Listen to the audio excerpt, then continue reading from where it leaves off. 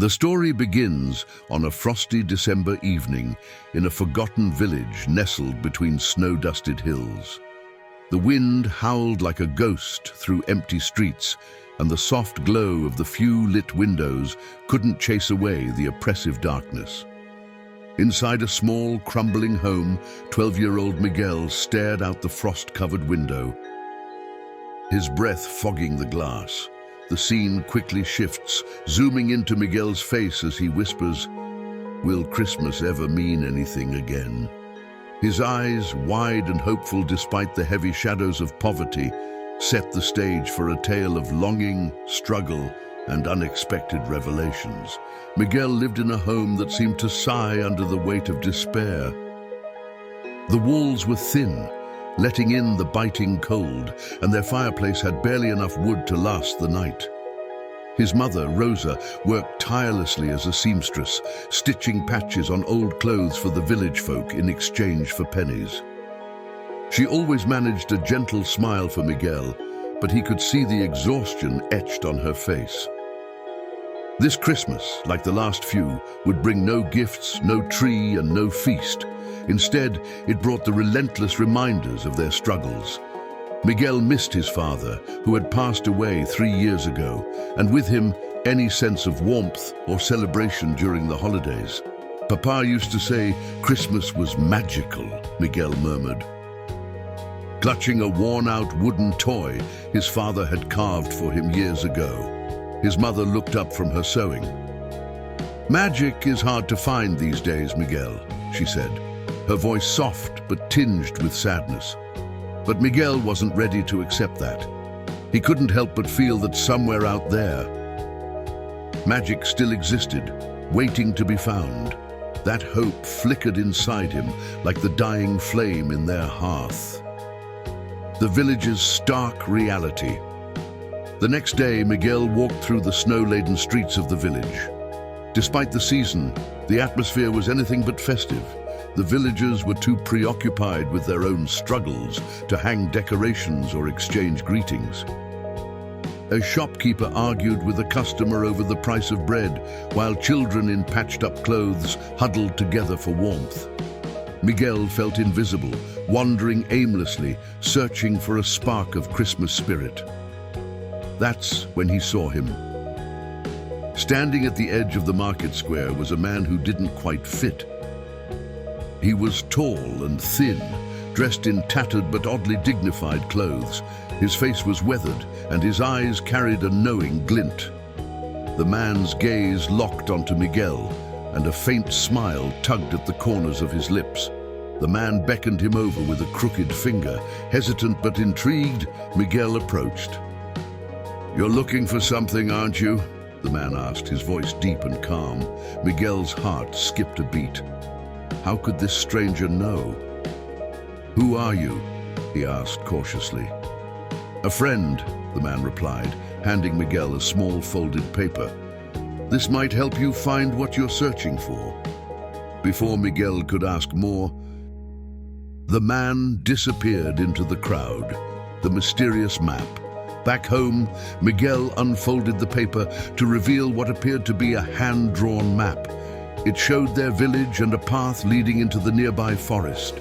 At the bottom, scrawled in elegant handwriting, were the words, "Follow this path if you want to discover the true magic of Christmas." Miguel's heart raced. Was this a trick, a coincidence, or was it fate? He showed the map to his mother, but she was skeptical. "The forest is dangerous, Miguel. People get lost out there," Rosa warned. "But what if it's real, Mama? What if it leads to something that could change everything?" Miguel pleaded. Rosa hesitated, but saw the determination in her son's eyes. "Promise me you'll be careful," she finally said, placing a hand on his cheek. The next morning, with the map tucked safely into his pocket and a small bag of provisions, Miguel set out. The forest loomed ahead, its towering trees blanketed in snow. He hesitated at the edge, the icy wind cutting through his clothes.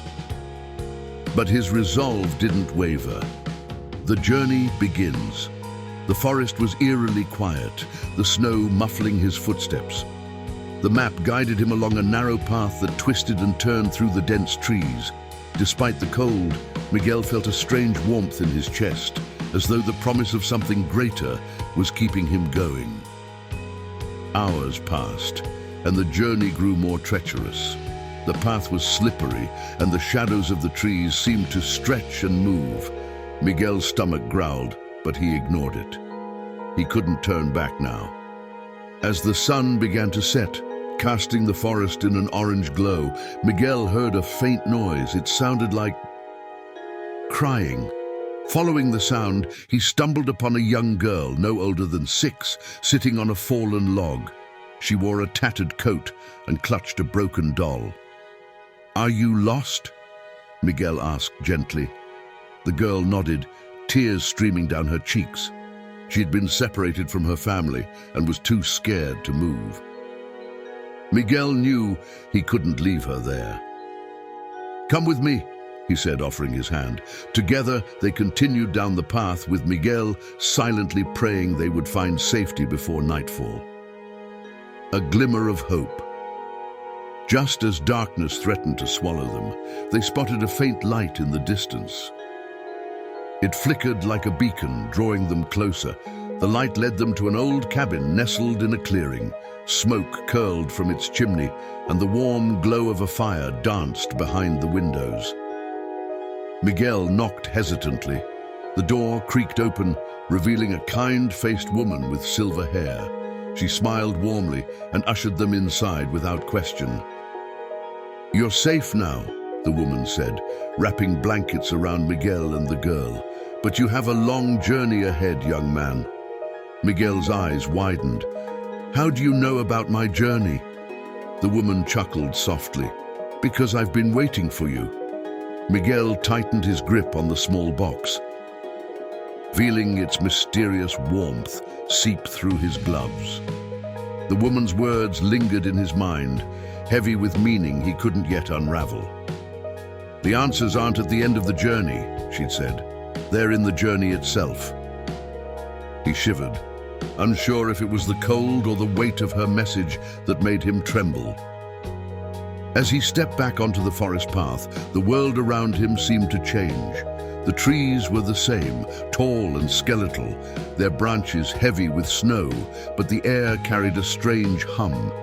It wasn't a sound exactly, more a vibration, as if the forest itself was alive and watching. Miguel's breath formed little clouds as he moved.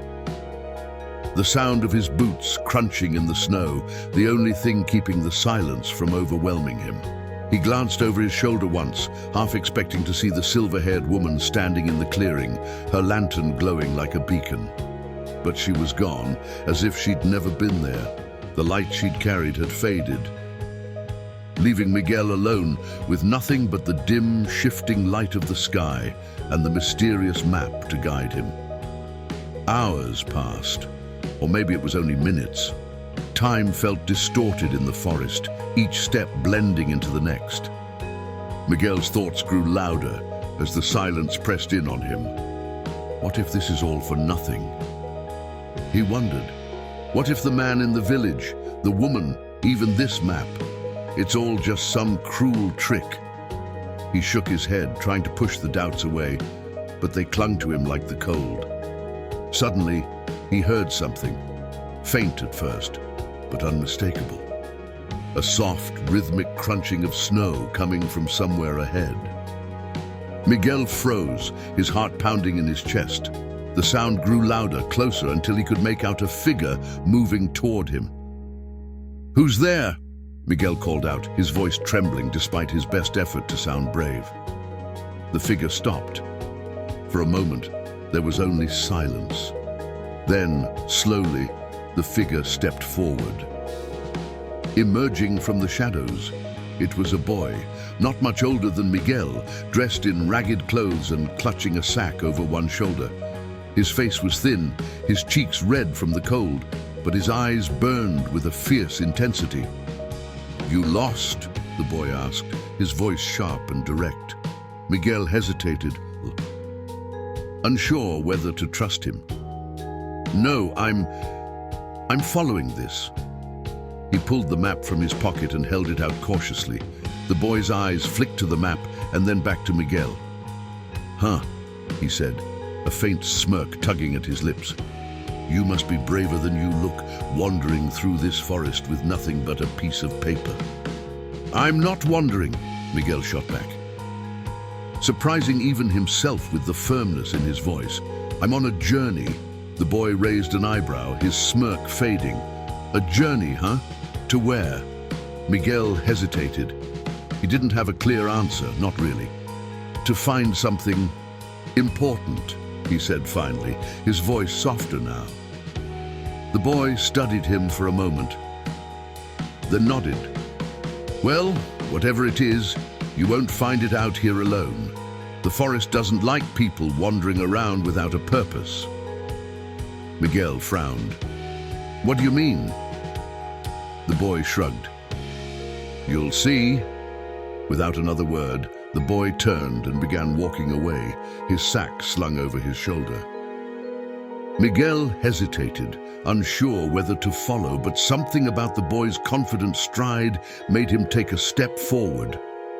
Wait, Miguel called out. Where are you going?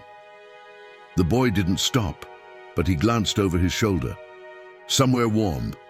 You can come if you want, but you better keep up. Miguel hesitated for only a moment before hurrying to catch up. The boy moved quickly, weaving through the trees with a familiarity that made Miguel think he'd been in the forest for a long time. As they walked, the boy didn't say much, and Miguel didn't ask. The silence between them was heavy, but not uncomfortable. It was as if they both understood that words weren't necessary. At least not yet. Eventually they came to a small clearing. In the center was a makeshift camp, a few logs arranged around a dying fire. The boy dropped his sack next to one of the logs and crouched down to stoke the embers. Sit, he said without looking up. Miguel sat, his legs aching from the long walk. He watched as the boy worked, adding sticks to the fire until it roared to life. The warmth was immediate, wrapping around Miguel like a blanket. Why are you out here? Miguel asked after a long silence. The boy didn't look up. Same reason as you, I guess. Looking for something. Miguel frowned. What? The boy shrugged. Don't know yet, but I'll know it when I find it. For a while they sat in silence, the fire crackling between them. Miguel felt a strange sense of comfort in the boy's presence, even though he still didn't know his name. Finally, the boy spoke. The forest is full of things that want to trick you, he said. His voice low.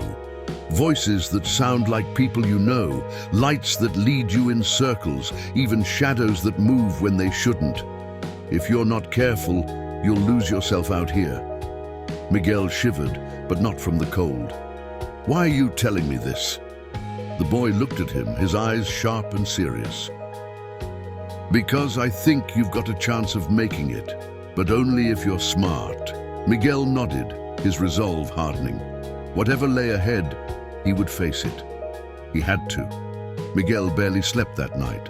The boy had fallen silent after his cryptic warning about the forest, leaving Miguel alone with his swirling thoughts. The small fire crackled, casting shadows that seemed to dance and stretch far beyond the clearing. Miguel kept glancing toward the tree line, half expecting to see something, anything, emerging from the dark.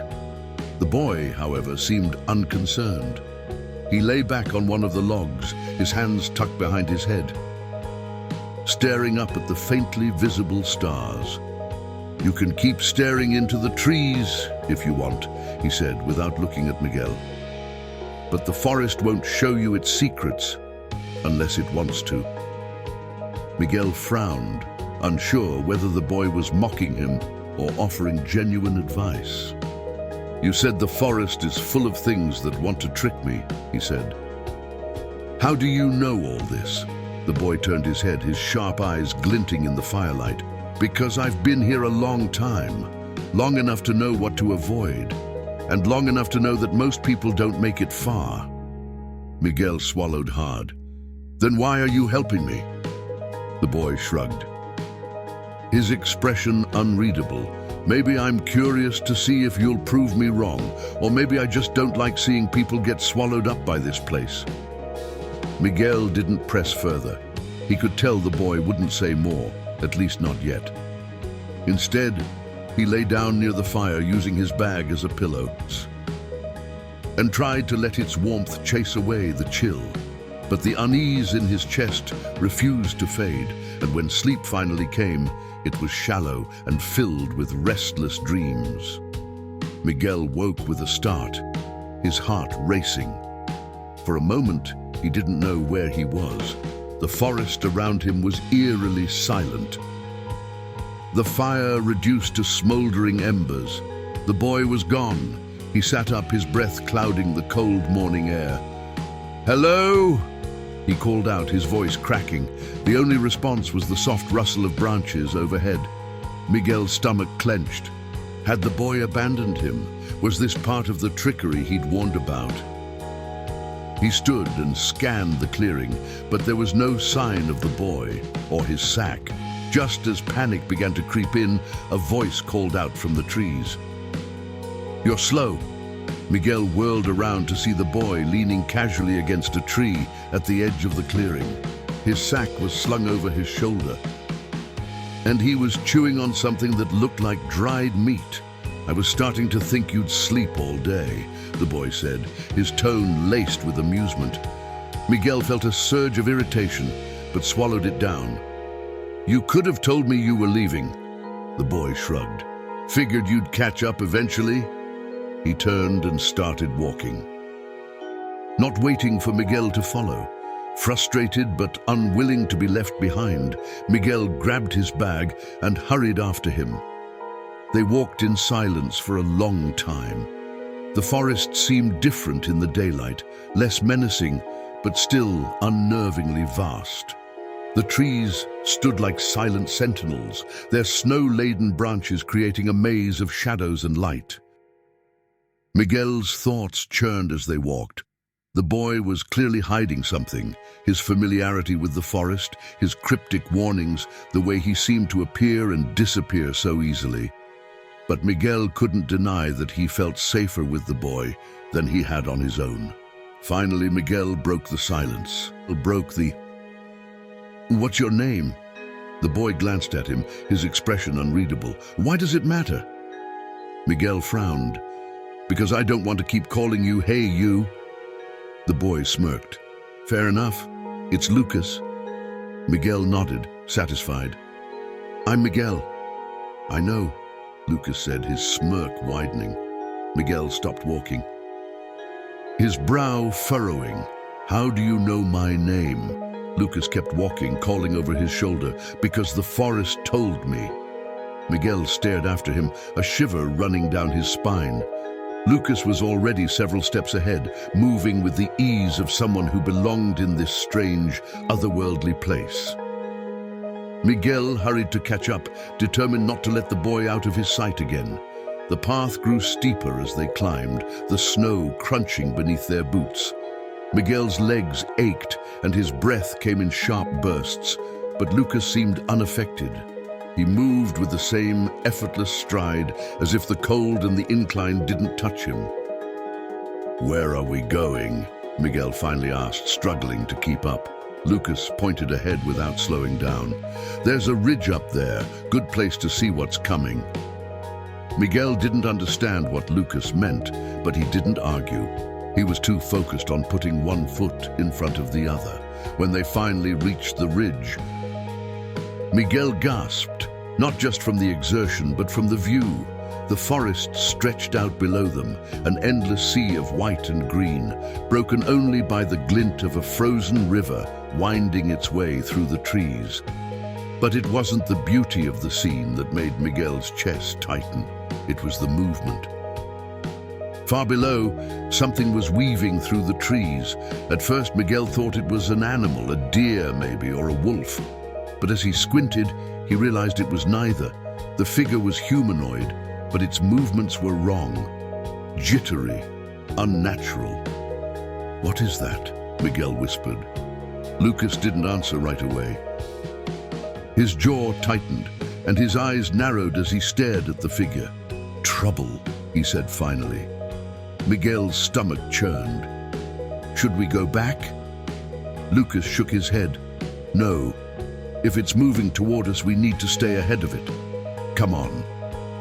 Without waiting for Miguel, Lucas turned and began descending the ridge. Miguel hesitated, his gaze lingering on the strange figure below before hurrying after him. As they moved deeper into the forest, Miguel's heart pounded, not just from the effort of the climb, but from the growing sense that they weren't alone. Miguel followed Lucas down the ridge, his boots slipping on the icy path as his mind raced. The figure in the forest haunted him. Its movements were wrong, jagged, inhuman. He couldn't shake the feeling that whatever it wasn't something he wanted to meet. "Are you going to tell me what that thing was?" Miguel asked, his voice breathless from the steep descent. Lucas glanced back, his expression grim. "You don't want to know." "I do," Miguel insisted. "If it's coming after us, I need to know what we're dealing with." Lucas stopped abruptly, turning to face Miguel. "It's not something you deal with," he said, his voice low and urgent. "It's something you avoid. That thing isn't alive, not like you or me. It's part of the forest. It preys on people who lose their way." Miguel swallowed hard. "But I haven't lost my way. I'm following the map." Lucas's eyes narrowed. "You sure about that?" Miguel opened his mouth to respond, but the words caught in his throat. Was he sure? The map had guided him this far, but now it felt like a fragile tether in a place that didn't follow ordinary rules. Lucas didn't wait for an answer. He turned and continued down the path, his pace quicker now, as if he could outrun the creeping unease. As they moved deeper into the forest, the air grew heavier, colder. The trees seemed to close in around them, their branches like skeletal arms reaching toward the sky. Miguel's thoughts churned. He trusted the map, but Lucas's words lingered, planting seeds of doubt. "Why do you stay here?" Miguel asked, breaking the tense silence. Lucas didn't look back. "Because I don't have anywhere else to go." Miguel frowned. "That doesn't make sense. Everyone has somewhere to go, a family, a home." "Not everyone," Lucas interrupted sharply. His tone made it clear he didn't want to elaborate, but Miguel pressed on. "You've been here a long time, haven't you? Longer than you want to admit." Lucas stopped walking, his shoulders tense. For a moment, Miguel thought he wouldn't answer, but then Lucas turned, his expression hard. "Yeah. A long time. Long enough to know that the forest doesn't just test you, it keeps you. If you fail, it doesn't let you leave." Miguel's heart skipped a beat. "Then why haven't you left?" Lucas's jaw tightened. "Because I haven't found what I'm looking for yet." Miguel stared at him, the weight of Lucas's words settling over him like a shroud.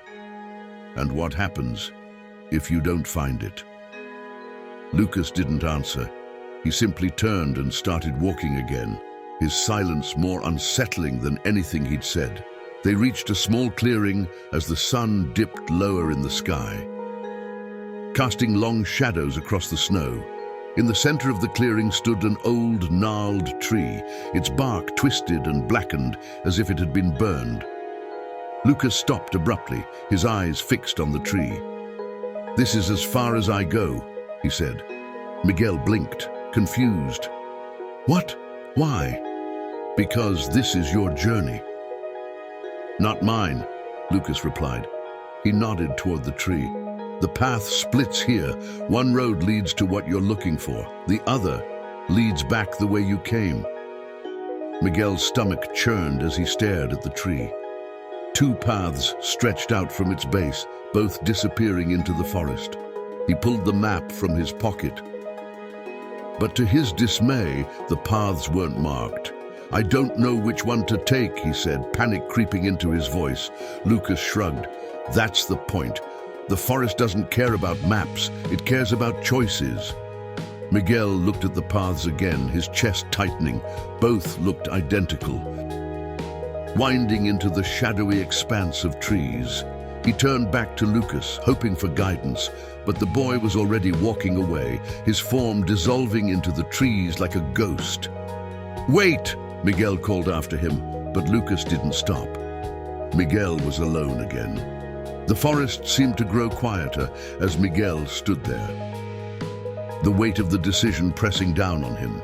He thought of his mother waiting for him at home and the strange woman's words. The answers aren't at the end of the journey, they're in the journey itself.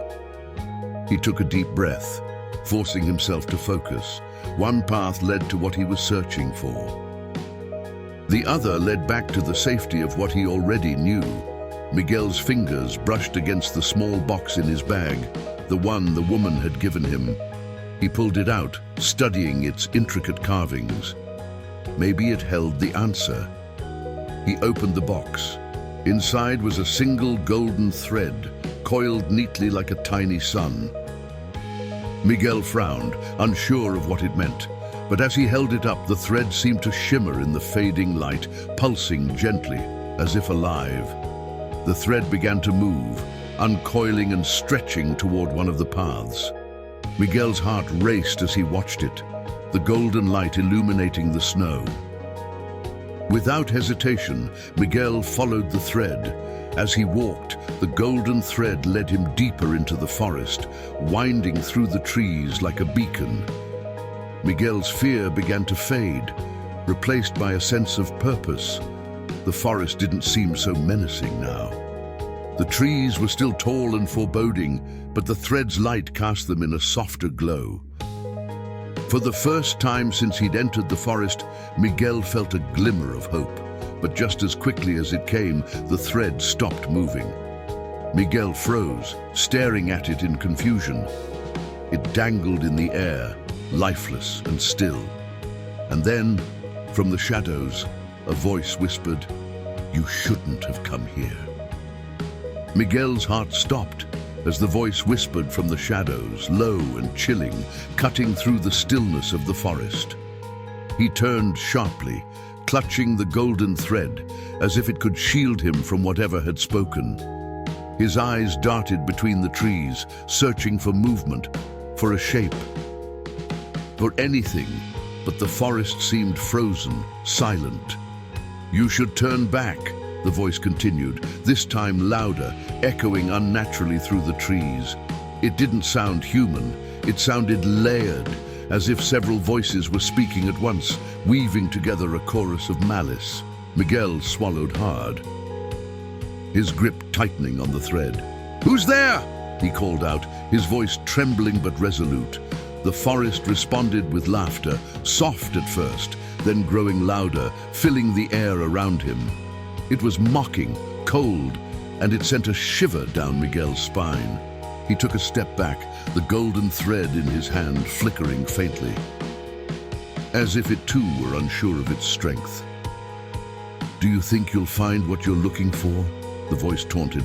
"This forest doesn't give, it only takes." Miguel's fear was suffocating, but he forced himself to stand tall. "I don't believe you," he said, his voice breaking but defiant. The laughter stopped abruptly, leaving a silence so heavy it felt as though the air had been sucked from the world. Then, from the corner of his eye, Miguel saw movement. A shadow detached itself from the trees, shifting unnaturally, its form indistinct and flickering like a broken reflection. Miguel froze, his breath caught in his throat. The figure was unlike anything he'd ever seen. Its edges were blurred, as though it weren't entirely solid, and its face... It had no face, just a void where features should have been, dark and endless. "You carry something that doesn't belong to you," the figure said, though its mouthless form didn't move.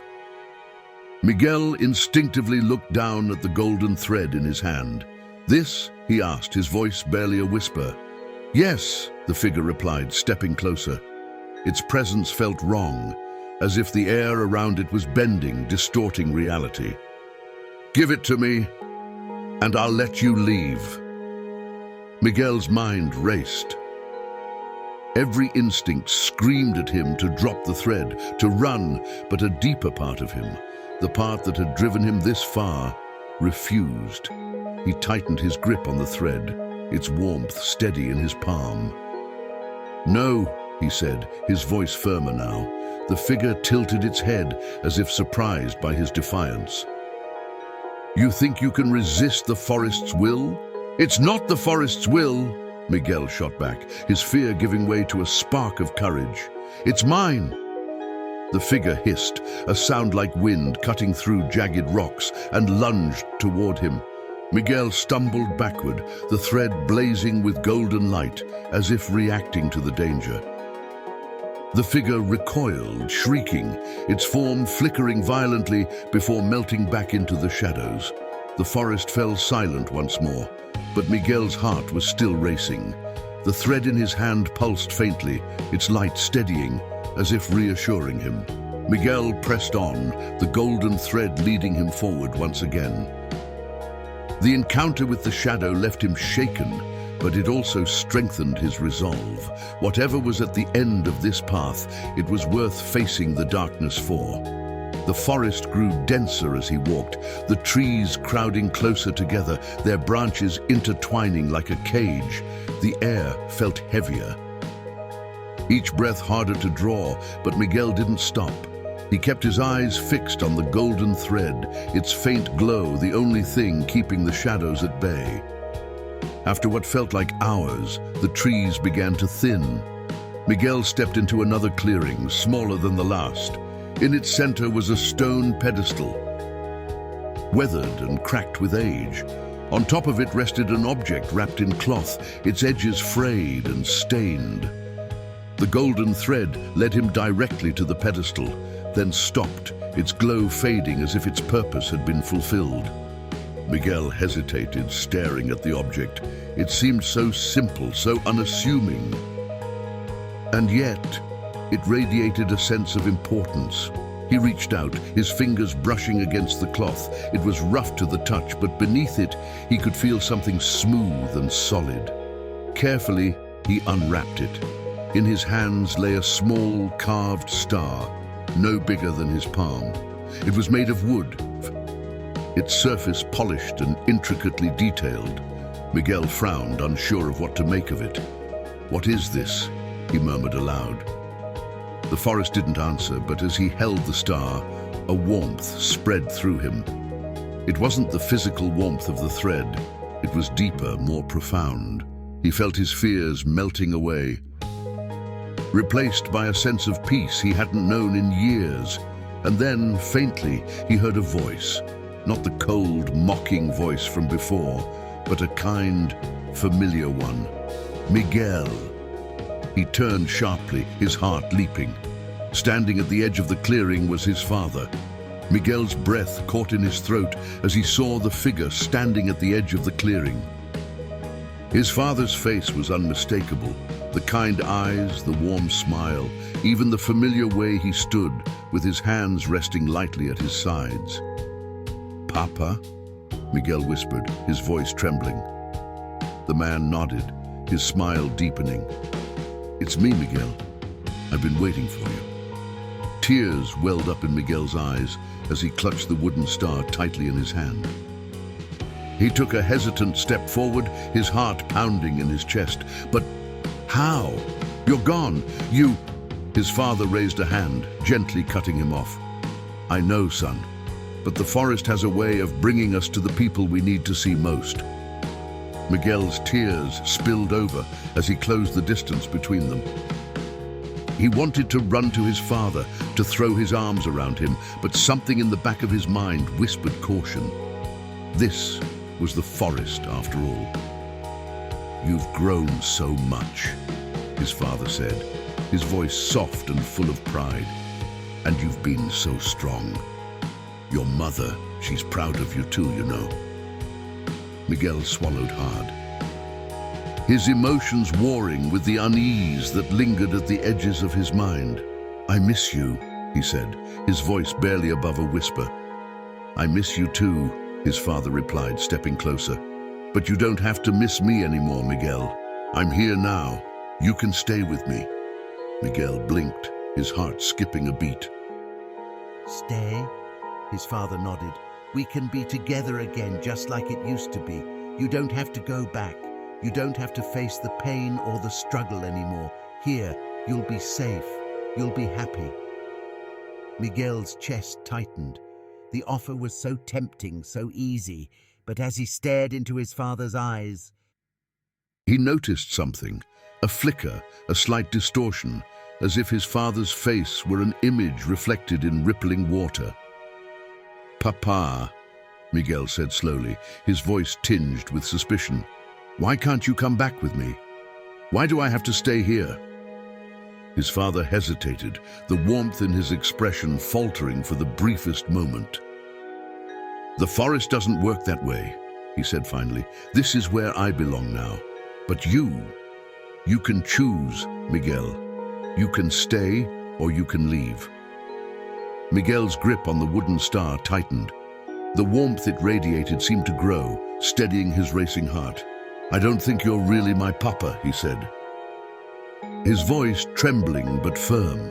The figure's face twisted, the kind smile fading into something cold and menacing.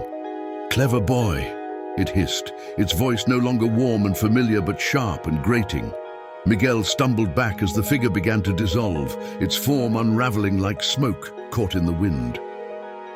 The forest seemed to shudder around him, the trees groaning as if in protest. Miguel clutched the wooden star to his chest, his breathing ragged.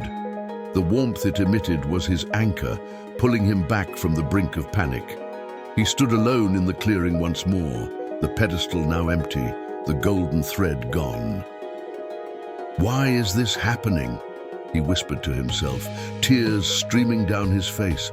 The answer didn't come from the forest, but from within. He thought of the woman with the silver hair, her words echoing in his mind. "The answers you seek aren't at the end of the journey. They're in the journey itself." Miguel looked at the wooden star, turning it over in his hands. It was simple, unassuming, yet it felt impossibly important. He didn't know why, but he trusted it. The forest didn't give him time to linger. The shadows around the clearing began to shift, moving closer, darker, as if the forest itself wanted to swallow him whole. Miguel took a deep breath, his resolve hardening. "I'm not staying here," he said aloud, his voice steady. "I'm going home." Miguel began to run. The path ahead was unclear, but he didn't need a map now. He trusted the star, its warmth guiding him, lighting his way even as the forest seemed to twist and warp around him. The shadows pursued him, their whispers growing louder, more desperate. They hissed promises of safety, of rest, of everything he could ever want, if only he stopped running. But Miguel didn't stop. He thought of his mother, waiting for him in their tiny home, stitching clothes by the light of a dying fire. He thought of the villagers, of the cold, desolate streets, and the longing in their eyes.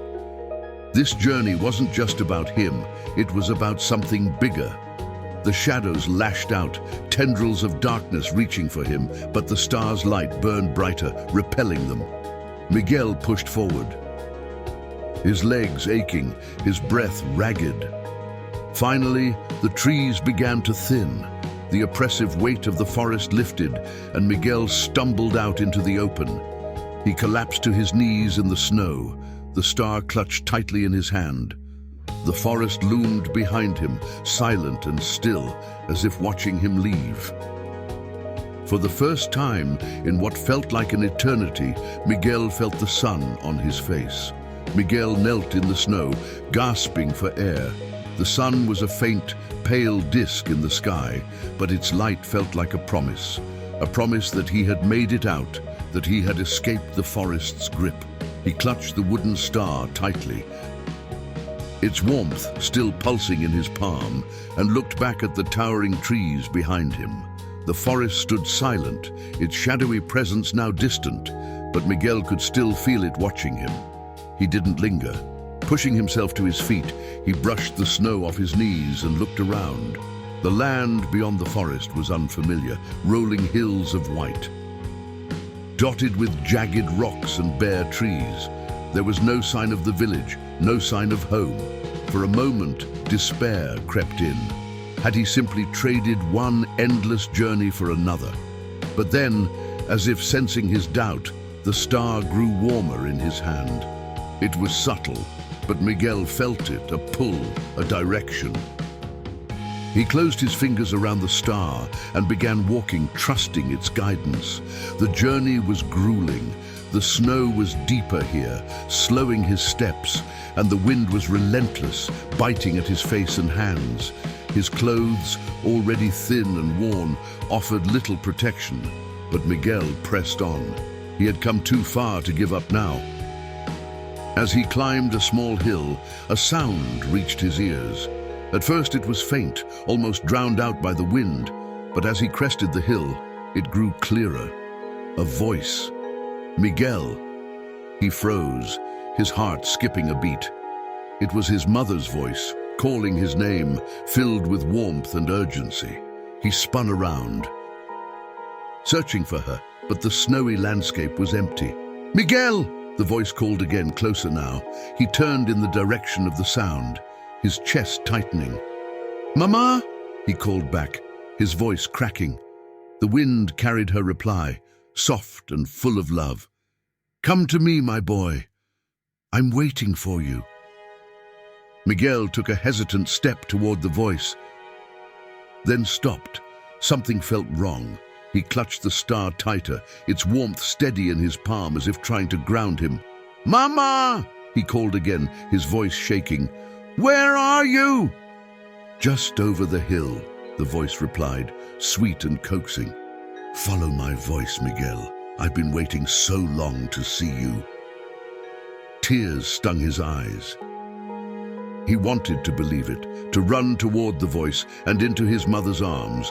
But deep down, he knew this wasn't her. You're not my mama, he said, his voice trembling but resolute. The voice paused, its warmth fading. Then it spoke again, colder now. Are you sure? Miguel took a step back, shaking his head. You're not her. She's waiting for me at home, and I'm going back to her. The air around him grew still, unnaturally so. Then the snow at his feet began to shift, swirling upward like smoke. From it emerged a figure, tall and shadowy, its face obscured. You're smarter than I thought, the figure said. Its voice a mix of his mother's and something far darker. But you won't make it home, Miguel, not without giving me that star. Miguel's grip tightened on the wooden star, its warmth surging as if in defiance of the figure. This isn't yours, he said, his voice firmer now, and I'm not giving it to you. The figure hissed. The sound like ice cracking under pressure. It lunged toward him, its form shifting and writhing like a storm. Miguel stumbled back, holding the star out in front of him. The star's light flared bright and golden, illuminating the snowy landscape. The figure recoiled, shrieking as the light burned through its shadowy form. It twisted and writhed, then dissolved into nothing, leaving only silence behind. Miguel stood there, his chest heaving, the star's light slowly fading back to its gentle glow. He stared at the spot where the figure had been, his heart pounding.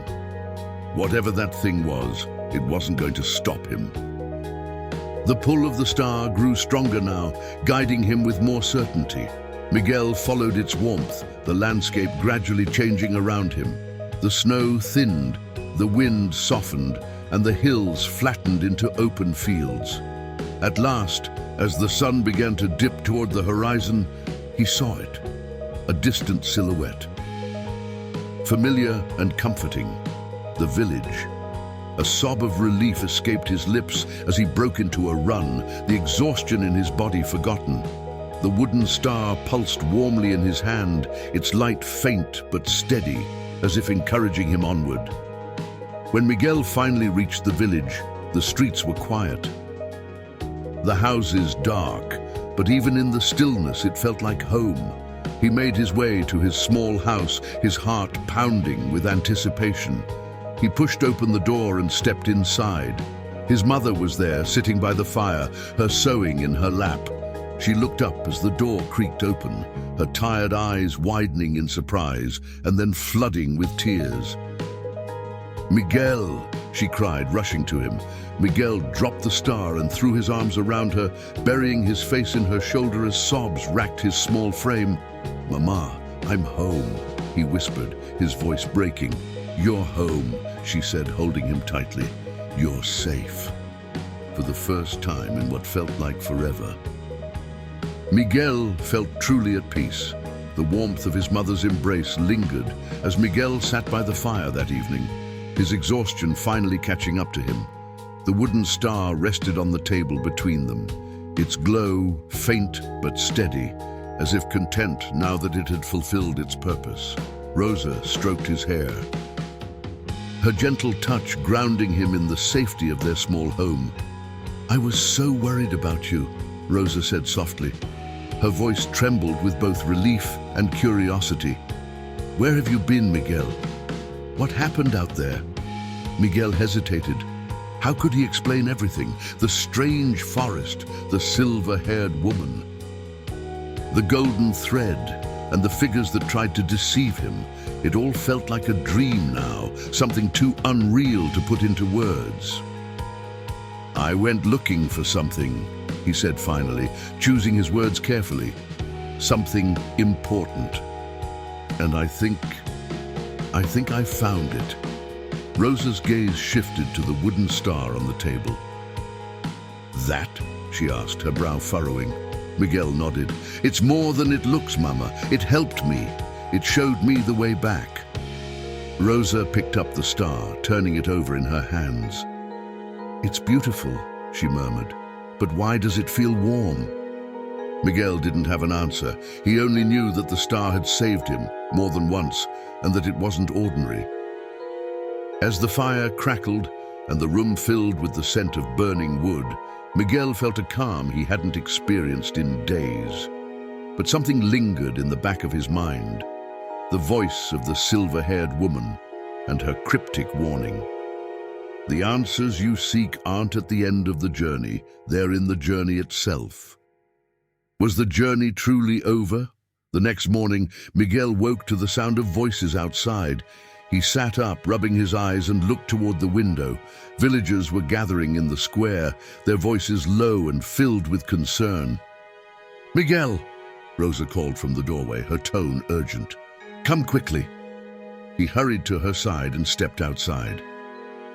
The air was sharp with cold, but the tension in the square was what made him shiver. At the center of the crowd was old Mateo, the shopkeeper, his face pale and drawn. He was gesturing wildly as he spoke. "It's the forest!" he exclaimed, his voice shaking. "Something's wrong. The trees, they're changing. It's like they're moving." Miguel's stomach dropped. Another villager, a woman wrapped tightly in a shawl, stepped forward. "And the shadows," she said, her voice barely above a whisper. "I saw them last night. They were alive." The murmurs grew louder, fear rippling through the crowd. Miguel felt Rosa's hand on his shoulder. "Miguel," she said, her voice low and urgent, "do you know anything about this?" He hesitated.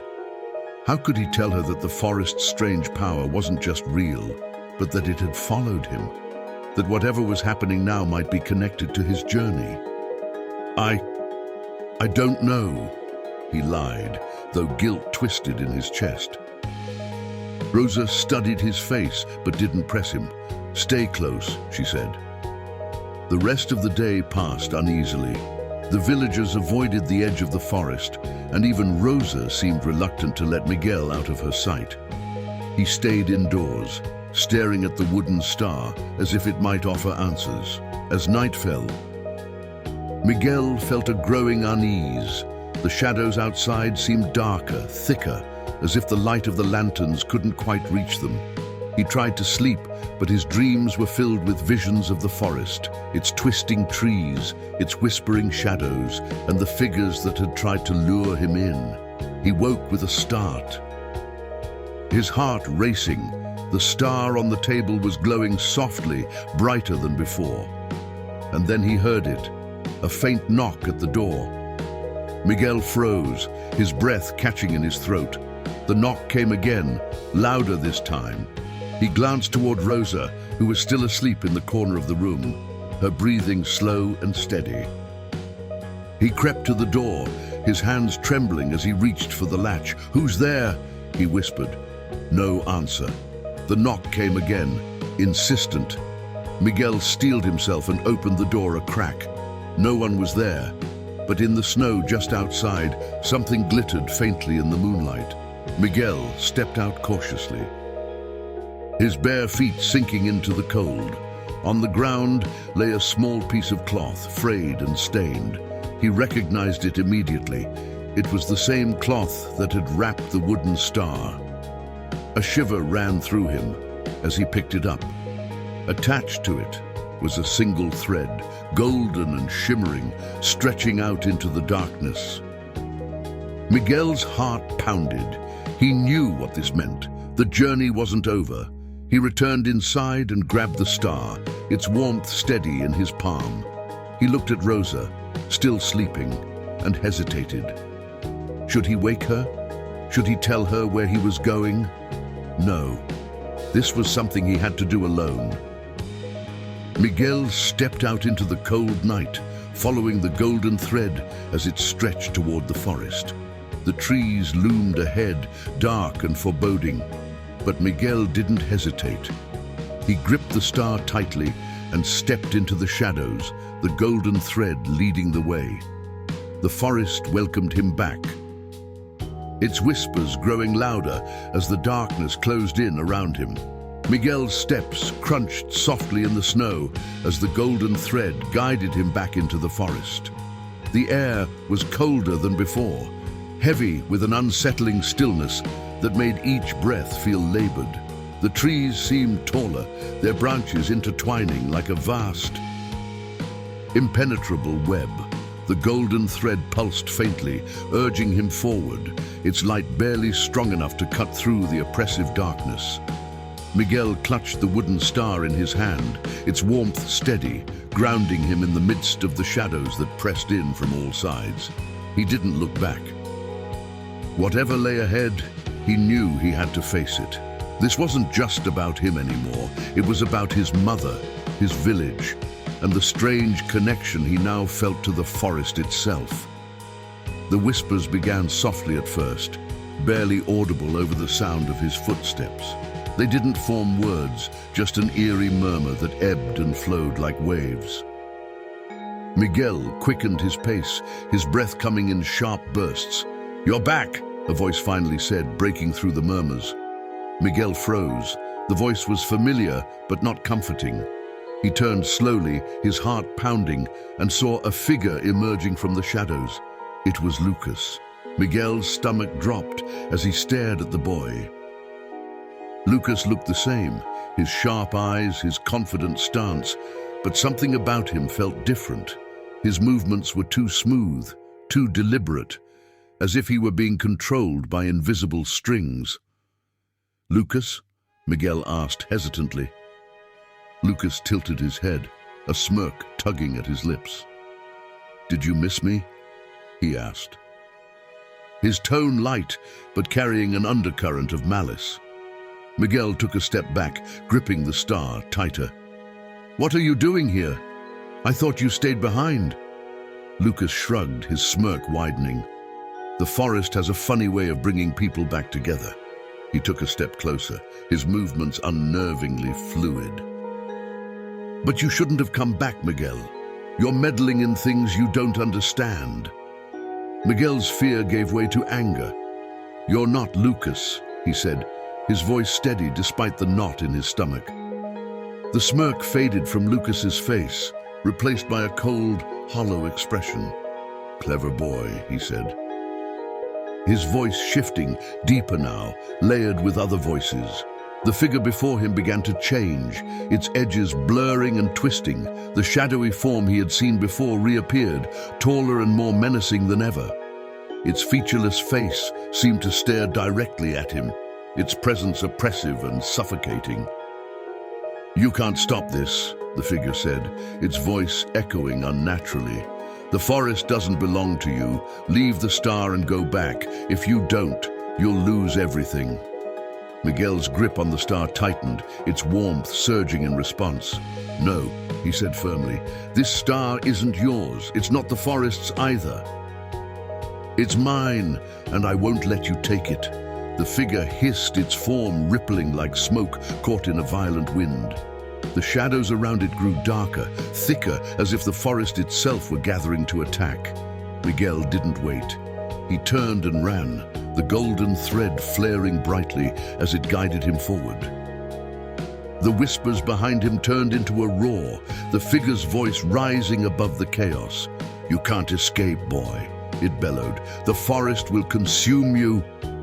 Miguel's legs burned as he sprinted through the trees, the star's warmth steady in his hand. The golden thread twisted and turned, leading him deeper into the forest. But he didn't question its path. The shadows chased him relentlessly, their shapes shifting and darting through the trees.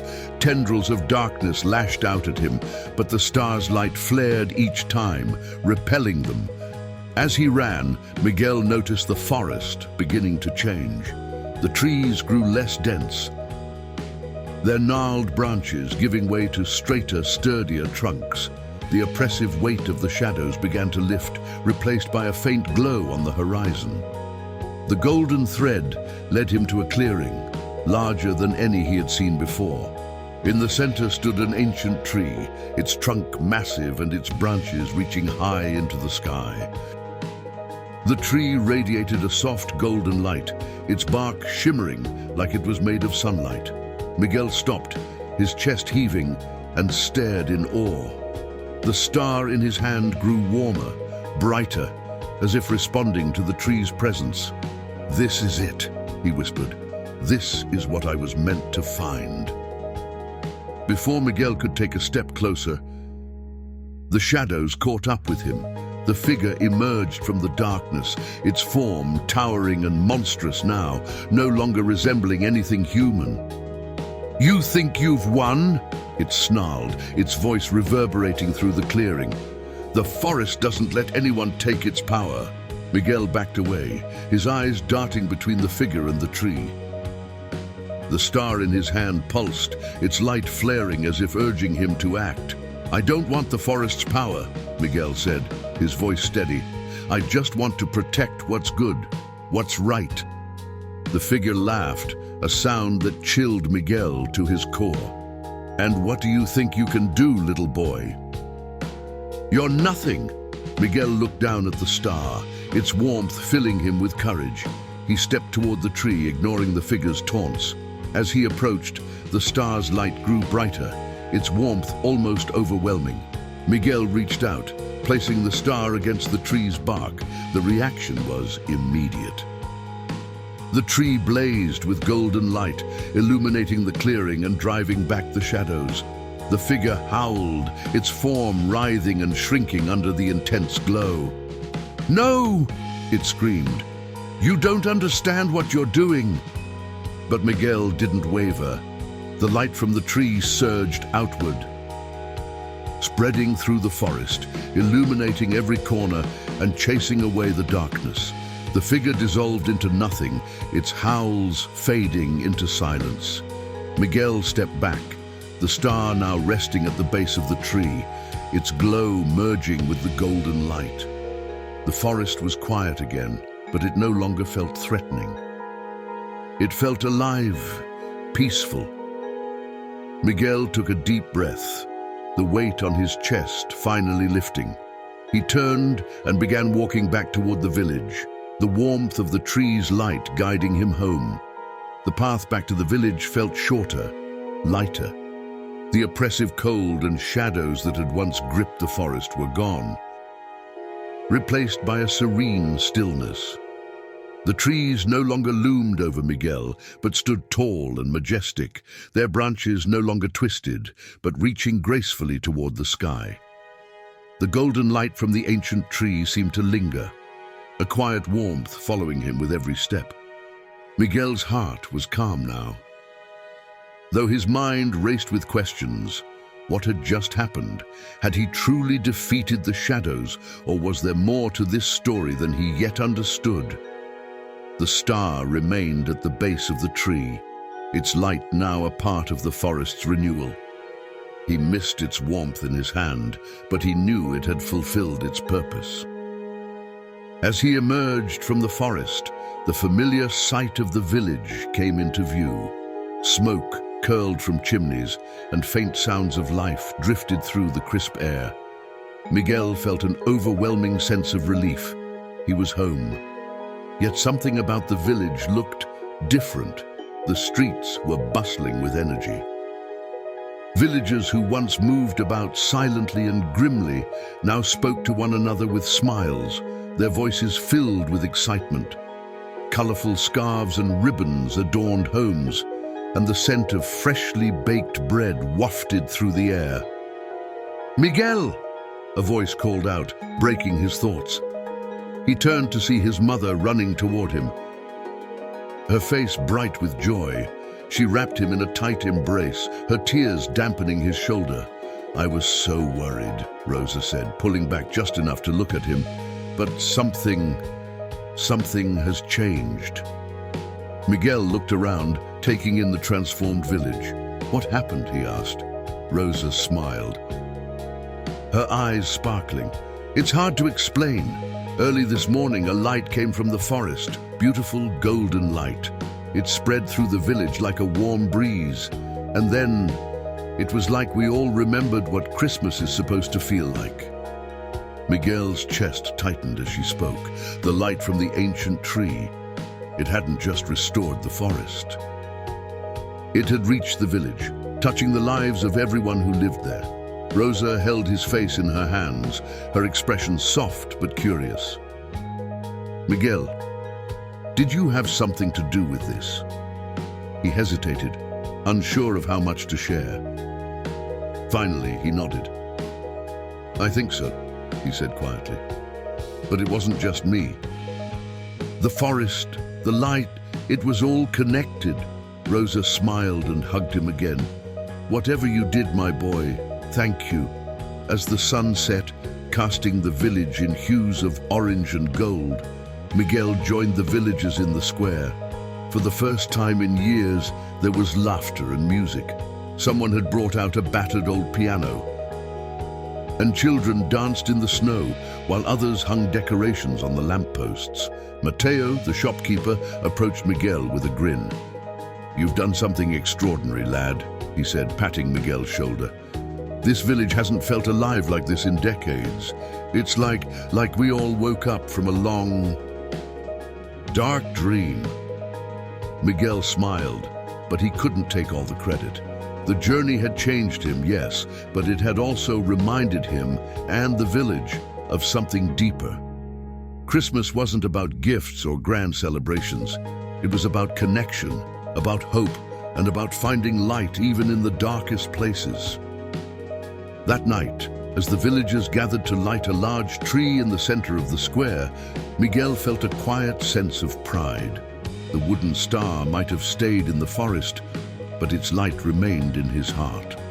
When Rosa placed a small handmade ornament on the tree, she turned to Miguel and said, "This year, Christmas feels different.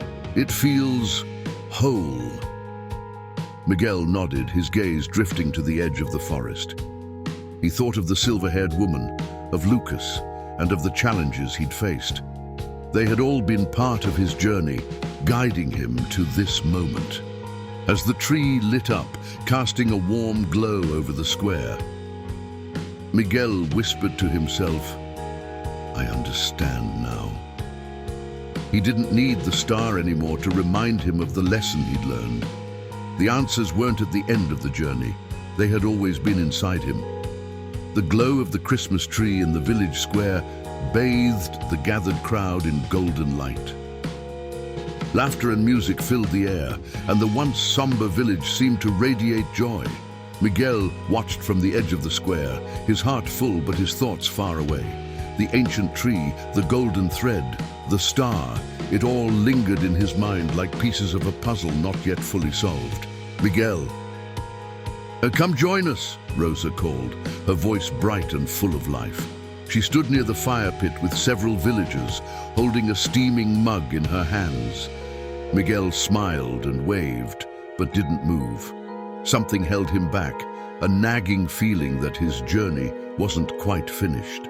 As the festivities continued, he slipped away, walking toward the edge of the village where the forest loomed in the moonlight.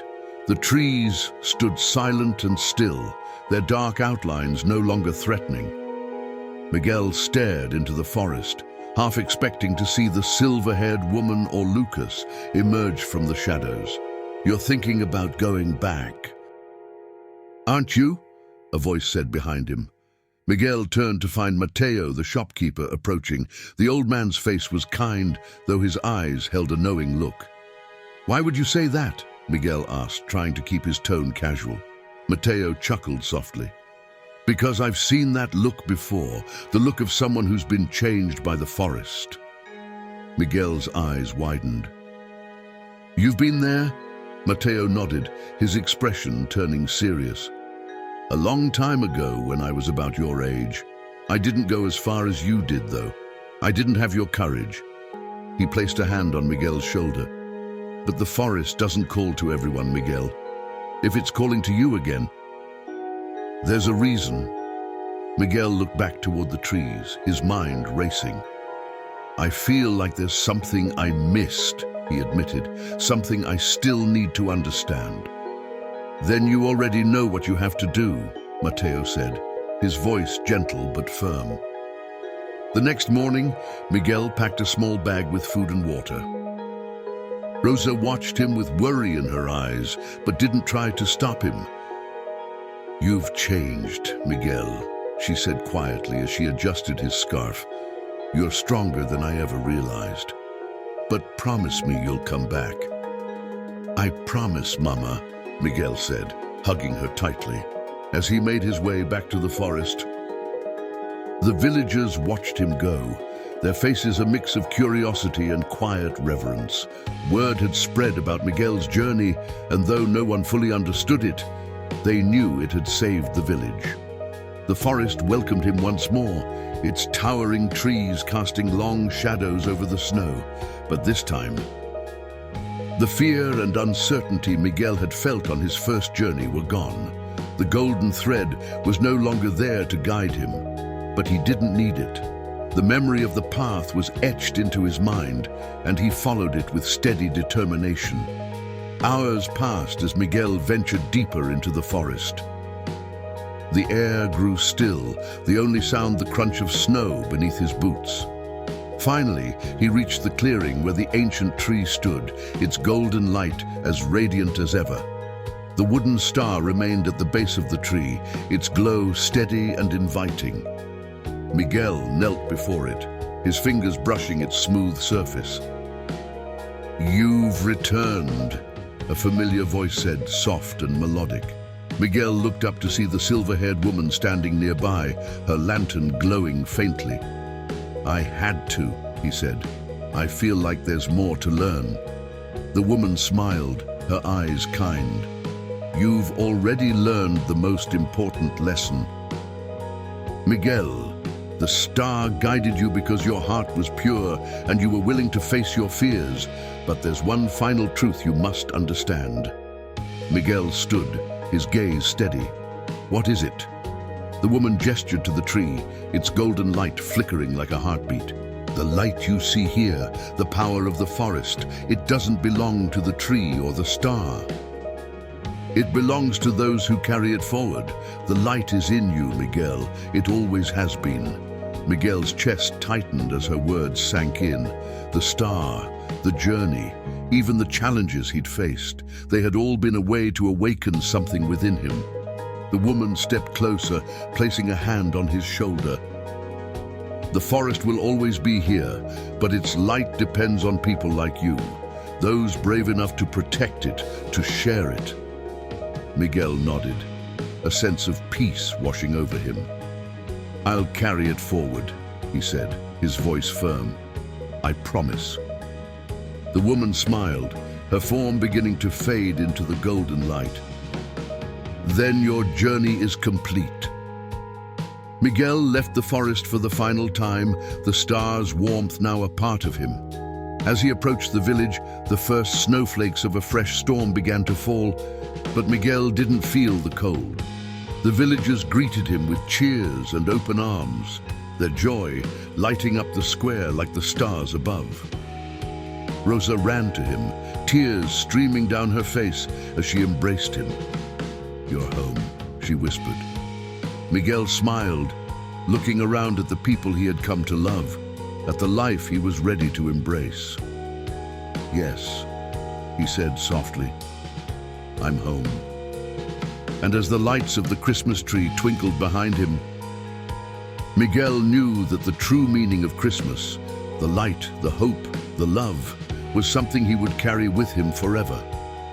The village square was alive with celebration, its lights twinkling like stars against the velvet darkness of the winter sky. Miguel stood at the center of it all, surrounded by laughter, warmth, and the soft glow of the massive Christmas tree that now symbolized the rebirth of their home. Yet, amidst the joy, Miguel felt a quiet resolve settle within him.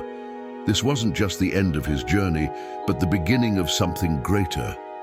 The stars' warmth, now nestled within his heart, impulsed gently, a reminder of the forest's gift and its trust. The villagers gathered around, each of them looking to Miguel, not just with gratitude, but with a newfound respect. "Tell us, Miguel," Mateo said, his voice breaking the hum of the crowd. "What did you find in the forest? What saved us?" Miguel hesitated, his gaze sweeping over the faces before him. Rosa stood nearby, her eyes glistening with pride. He took a deep breath, knowing his words carried weight now. "It wasn't just the forest," Miguel began. "It was all of us. The light, the warmth. It's something we all carry. We'd forgotten it, buried it under our struggles. But it was always there, waiting for us to remember." The villagers murmured, some nodding, others wiping tears from their eyes. "The forest taught me that light isn't something you find," Miguel continued. "It's something you give. When we share it, our kindness, our love, our hope, it grows. That's the real magic of Christmas." The crowd fell silent. And then, one by one, the villagers began to smile. The heaviness that had hung over them for years seemed to lift, replaced by a collective understanding. As the night wore on, the village square transformed into a scene of pure joy. Children played in the snow, their laughter ringing out like music. Neighbors who hadn't spoken in years shared stories and meals, their hearts opening in ways they hadn't thought possible. Rosa pulled Miguel aside, her smile warm but curious. "You've changed, my boy," she said, brushing a strand of hair from his face. "You've grown in ways I never expected." Miguel nodded, his gaze distant for a moment. "The journey wasn't just about finding something," he said. "It was about becoming someone. Someone who can carry the light, even when it's hard." Rosa's eyes filled with tears as she hugged him tightly. "I'm so proud of you, Miguel," she whispered. Later that night, as the festivities began to quiet and the villagers returned to their homes, Miguel found himself standing at the edge of the square. He looked back toward the forest, its dark silhouette stark against the starry sky. A faint glow caught his eye, a flicker of golden light deep within the trees. It was the ancient tree, still standing, still watching, its presence a silent guardian over the village. Miguel smiled, a sense of peace washing over him. The forest would always be there, a reminder of what he had learned and what he had overcome. As he turned to head home, he felt a warmth at his side. Looking down, he saw Rosa had joined him, her hand resting on his shoulder. "Do you think you'll ever go back?" she asked softly. Miguel considered the question, the corners of his mouth lifting into a small smile. "Maybe someday," he said. "But for now, I think the light is right where it needs to be." Together, they walked back to their small home, their footsteps quiet against the snow. Inside, the fire crackled warmly, and the little house that had once felt cold and empty now seemed to glow with life. Miguel sat by the hearth, staring into the flames. The wooden star was no longer in his hand, but he could feel its presence in his chest, a constant reminder of the journey that had shaped him. As he drifted to sleep that night, Miguel felt no fear, no doubt, only a quiet certainty that he had discovered something eternal. The true lesson of Christmas wasn't just about finding light in the darkness, it was about being the light that guides others. And Miguel knew, with every beat of his heart, that he would carry that light for the rest of his days.